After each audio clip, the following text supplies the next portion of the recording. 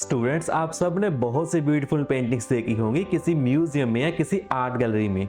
But what if I tell you कि दुनिया की मोस्ट ब्यूटीफुल पेंटिंग किसी कैनवास पर नहीं बल्कि एक गार्डन में होती है।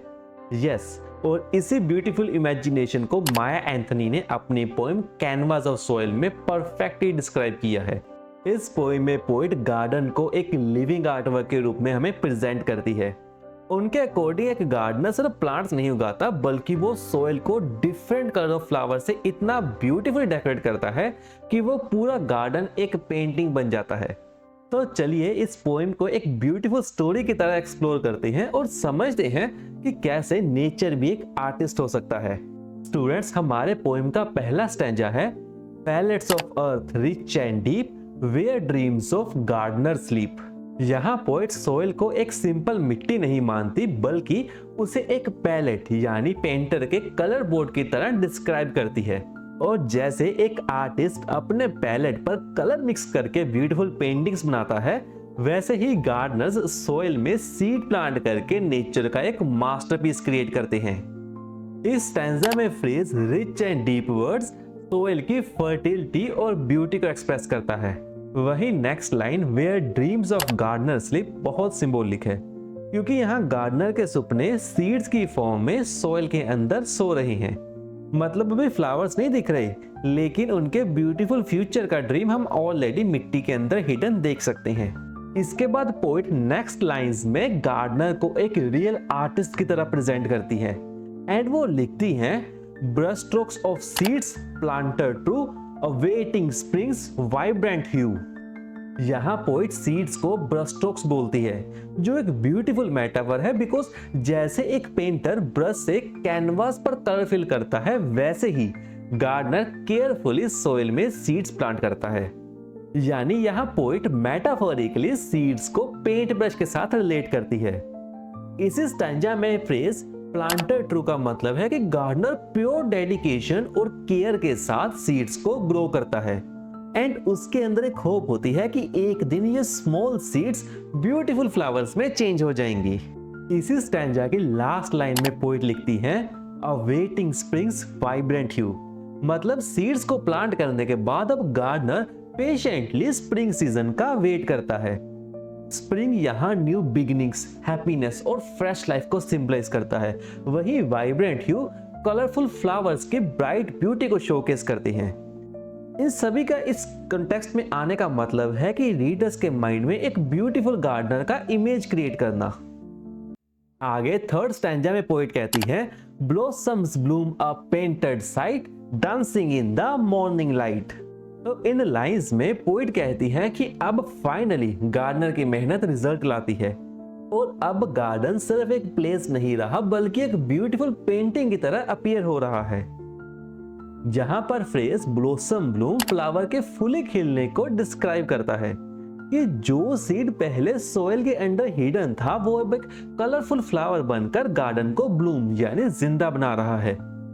पोइट ने अब पेंटेड साइड फ्रेज का यूज किया है जो गार्डन की ब्यूटी को एक आर्टवर्क के लेवल तक ले जाता है एंड रीडर्स के माइंड में एक कलरफुल सीनिक पिक्चर को क्रिएट करता है। वही next line dancing in morning light में पर्सोनिफिकेशन का यूज करके फ्लावर्स को ह्यूमन लाइक क्वालिटी जैसे कि डांसिंग के साथ कंपेयर किया है और बताया है कि फ्लावर्स हवा के साथ हिलते हुए ऐसे लगते हैं जैसे वो सभी गार्डन में डांस कर रहे हों। इसके बाद नेक्स्ट स्टैंजा में पोइट गार्डन की ब्यूटी को और भी कलरफुल वे में डिस्क्राइब करती है और लिखती है, shades of green red and blue nature's artwork ever new. यहाँ डिफरेंट कलर्स ग्रीन, रेड और ब्लू नेचर की डाइवर्सिटी और ब्यूटी को रिप्रेजेंट करते हैं। ग्रीन कलर फ्रेशनेस, ग्रोथ और लाइफ को सिंबलाइज करता है, वहीं रेड कलर एनर्जी, ब्यूटी और अट्रैक्शन को शो करता है, वाइल ब्लू कलर पीस और कामनेस की फीलिंग को क्रिएट करता है। पोइट इन कलर्स के थ्रू रीडर के माइंड में एक ब्राइट एंड कलरफुल गार्डन का इमेज क्रिएट करती है एंड इसी को हम विजुअल इमेजरी कहते हैं। Next line nature's artwork ever new बहुत डीप मीनिंग कैरी करता है, जहां पोइट कहती है कि नेचर की ब्यूटी कभी ओल्ड या बोरिंग नहीं होती। हर सीजन में नए फ्लावर्स ब्लूम करते हैं, न्यू कलर्स अपीयर होते हैं एंड गार्डन हमेशा फ्रेश एंड यूनिक लगता है। अब पोएम की लास्ट पार्ट में पोइट कहती है, each plot a canvas wide where art and life coincide. यहाँ ईच प्लॉट का मतलब गार्डन के हर स्मॉल पीस या सेक्शन से है। पोइट कहती है कि गार्डन का हर एक पार्ट कैनवास की तरह है, जहां क्रिएटिविटी एंड ब्यूटी क्लियरली दिखाई देती है। एंड जैसे एक आर्टिस्ट ब्लैंक कैनवास पर अपनी इमेजिनेशन को कलर के थ्रू एक्सप्रेस करता है, वैसे ही गार्डनर फ्लावर्स और प्लांट्स के थ्रू अपने आइडियाज और हार्डवर्क को एक्सप्रेस करता है। Next line where art and life coincide में पोइट बताती है कि गार्डन में आर्ट और रियल लाइफ एक साथ मिल जाते हैं। यानी गार्डनिंग सिर्फ डेकोरेशन नहीं, ये एक लिविंग आर्ट है जो कॉन्टिन्यूसली ग्रो करता है। And flowers, plants and nature की ब्यूटी सिर्फ देखने के लिए नहीं होती, बल्कि वो लाइफ, हैप्पीनेस और पॉजिटिविटी भी स्प्रेड करती है।